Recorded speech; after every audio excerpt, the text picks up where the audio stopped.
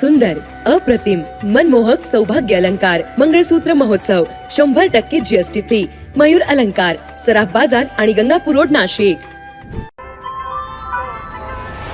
ताज्या बातम्यांसाठी नाशिक न्यूजच्या YouTube चॅनलला सबस्क्राईब करा आणि बेल आयकॉनला प्रेस करा.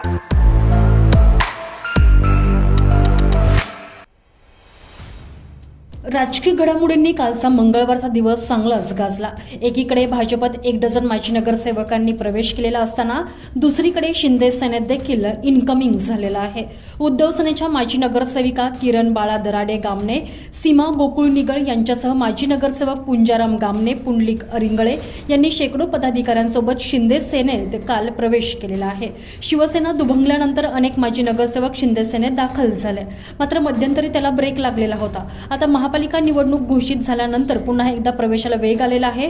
भाजपकडे काल मंगळवारी गाजावाजा करत पक्षप्रवेश सुरू असताना शिंदे सेनेत देखील 4 माजी नगरसेवकांचे प्रवेश झालेले आहेत.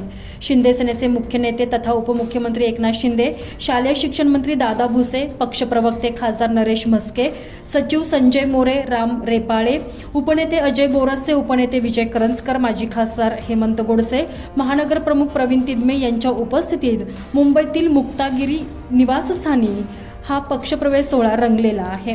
2017 मध्ये झालेल्या महापालिकेच्या निवडणुकीत शिवसेनेचे 35 नगरसेवक निवडून आले, तर भाजपचे 66 नगरसेवक निवडून आलेले होते.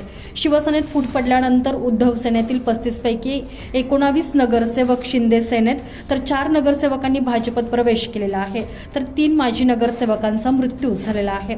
त्यामुळे उद्धव सेनेत आता फक्त माजी 9 नगरसेवक शिल्लक असून येणाऱ्या काळात यातील बहुतांश नगरसेवक हे शिवसेनेत सामील होतील, असा दावा शिवसेनेचे उपनेते अजय बोरस्ते यांनी केला आहे.